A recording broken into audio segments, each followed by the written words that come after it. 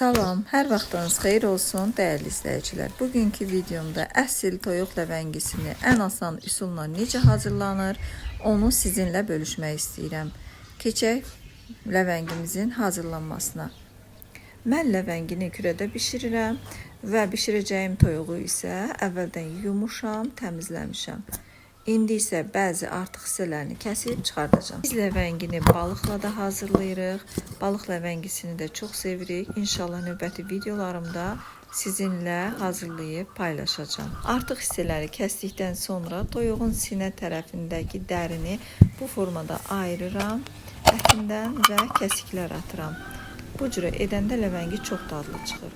Və evdə hazırladığım nar turşusundan istifadə edirəm mən. Nar turşusunun içərisinə duz, istiot və qırmızı şirin bibər qatıram. İndi bu qatışı qarışdırıb əlimlə toyuğun hər yerinə sürtəcəm. Dəyərli izləyicilər, kanalımıza hələ də abunə deyilsinizsə, yorum yazıb abunə olmağı unutmayın və videomuzun alt hissəsində zəng işarəsi var, onu aktiv edin ki, növbəti videolarımızdan anında xəbər tutasınız. Toyuğumuzu yaxşıca turşuladım və dərinin altına da turşunu yedizdirirəm. Bu cürə hazırlayanda toyuğumuz, ləvəngimiz çox ləzzətli olur. Və ən azı 1 saat turşuda saxlayacağım.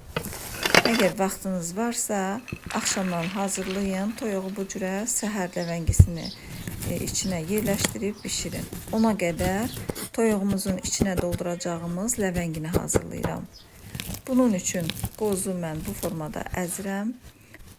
Əlbəttə ki, siz qozu ət maşınından və yaxud da qoz çəkən maşınından da keçirdib əzə bilərsiniz.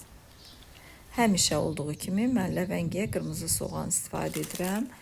Ancaq əlinizin altında yoxdursa, qırmızı soğan bunu sarı soğanla da əvəz edə bilərsiniz. Sadəcə onu doğrayandan sonra sarı soğanın üzərinə biraz su töküb acısını çıxartmaq lazımdır. Mən qırmızı soğanı bu formada xırda-xırda doğradım. Çalışdım ki, çox xırda doğrayam və üzərinə biraz duz əlavə edirəm. İndi isə gücüm çatan qədər sıxacam. Ləvəngini dada gətirən onun soğanı, qozu və turşusudur. Sıxdığım soğanı əlavə edirəm doğradığımız qozun üzərinə və 2 dolu yemək qaşığı nar turşusu tökürəm. Duz əlavə edirəm və istiotunu töküb yaxşı qarışdırıram. Ləvəngimiz hazırdır. Artıq 1 saatdan çoxdur toyuğumuzu turşuda saxlayıram və indi isə ləvəngisini dolduracağam. Üzərindən basa-basa ləvəngini toyuğun içinə yerləşdirirəm.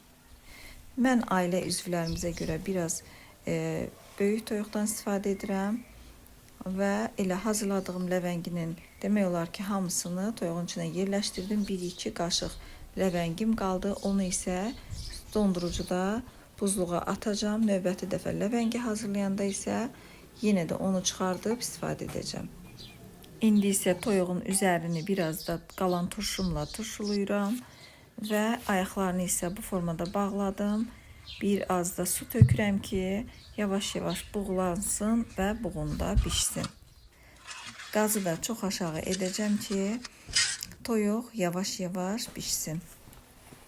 Əziz xanımlar, yəqin ki, bilirsiniz, ləvəngini bişirərkən sobanın dərəcəsini 180-200 dərəcəyə qoymaq lazımdır ki, toyuğun içi də yavaş-yavaş yaxşı bişsin.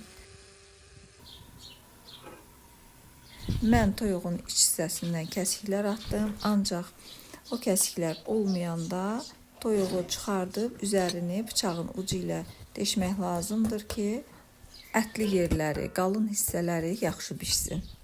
Çox hallarda düyü ilə ləvəngi birlikdə hazırlanır və süfrəyə verilir. Bu dəfə isə mən ləvəngini tərəvəzlərlə bişirdim. Ən azı 2 saat ləvəngimiz bişməlidir. Artıq 1 saatdır ki, toyuğumuz bişir və indi isə tərəvəzlərlə birlikdə yenə də sobamıza qoyacaq. Tərəvəzləri gördüyünüz kimi toyuğun yağında, suyunda bişirəndə çox ləzzətli alınır və toyuğu süfrəyə verəndə isə yanında heç bir salata ehtiyac olmur. Yenidən ləvəngini tərəvəzlər bişənəcən kürəyə qoyuruq və tərəvəzlər bişəndə artıq çıxardacağıq.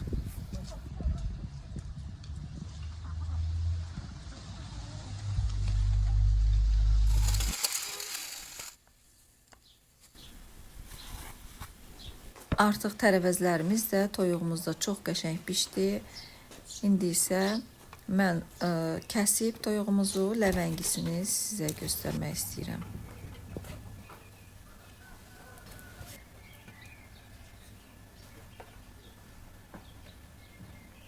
Dəyərli izləyicilər, kanalımızın böyüməsi üçün dəstəyinizi, abunələrinizi əsirgəməyin. Göz haqqınızı halal edin. İnşallah növbəti videolarımızda görüşənədək Allaha əmanət olun.